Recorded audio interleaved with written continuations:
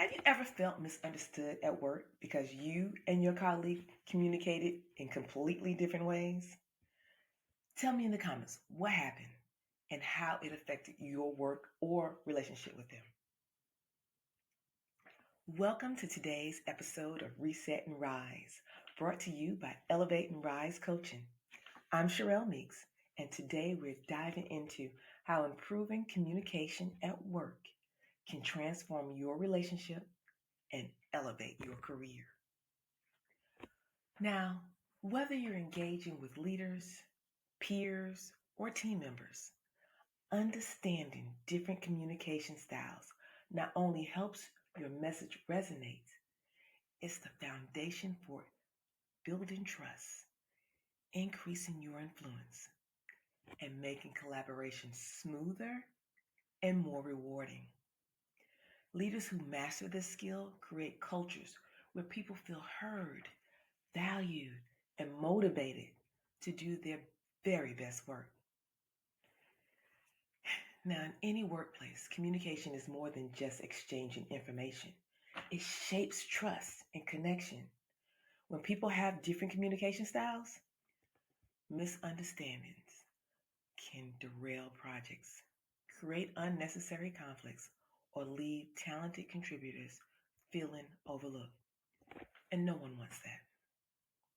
In fact, research shows nearly half of employees say poor communication impacts their job satisfaction and their overall performance. But here's the good news.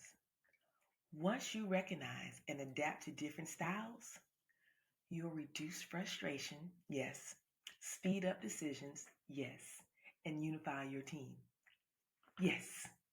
You'll also grow your reputation as a leader who communicates clearly and effectively, a trait that opens doors to advancement and makes your daily work life more positive and productive.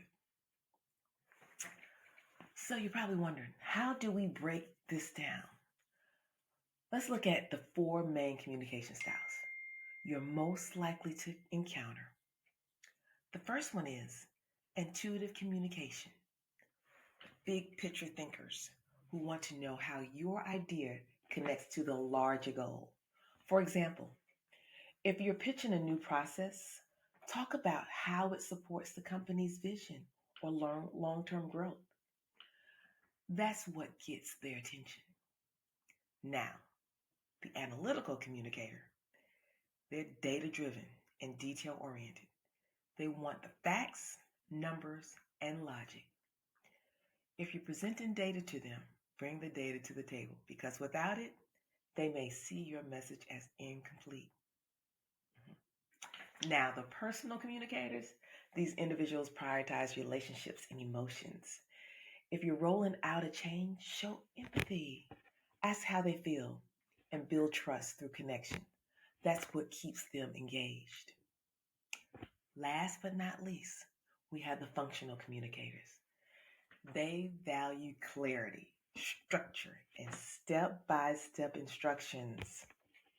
If you give them a clear checklist or process, you cut down on confusion and help the whole team stay aligned. I can guarantee that. Remember, these styles aren't tied to job titles. They show up across all roles. The key is knowing what's most important to the person in front of you. So you're wondering, how do you figure out someone's style? Okay. First, you have to listen closely to what they emphasize. Vision, facts, feelings, or processes. And don't be afraid to ask questions like, what's most important to you in this project? When you adjust your approach, whether it's adding data for the analyst, painting a vision for the intuitive, showing empathy to the personal communicators, or providing structure to the functional, you'll notice conversations run smoother, decisions happen faster, and conflicts are reduced. Yes. Most importantly, you'll be seen as adaptable and trustworthy, the kind of communicators leaders want on their team. Here are 3 things you can try this week. In your next conversation, notice whether your colleague focuses on data, vision, relationship, or details. Practice spotting their style. Next, ask what's most important to you and how we work together, and really listen to the value in their answers. Last, adjust your approach. Share more data with analysts. Highlight visions with the intuitives. Build a rapport with personal communicators and provide structure for the functional types. I tell you, you'll be surprised how quickly communication improves once you start tailoring your style. Well, thanks for joining me today on Reset and Rise, a podcast by Elevate and Rise Coaching. I'm Shirrell Meeks, and it's always my goal to give you tools that help you rise higher in your career and life.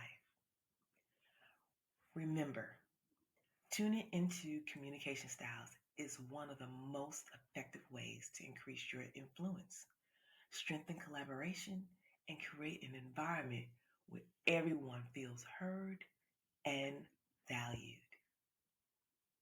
Now, if this episode helped you, like, subscribe, and hit the notification bell so you'll never miss an episode.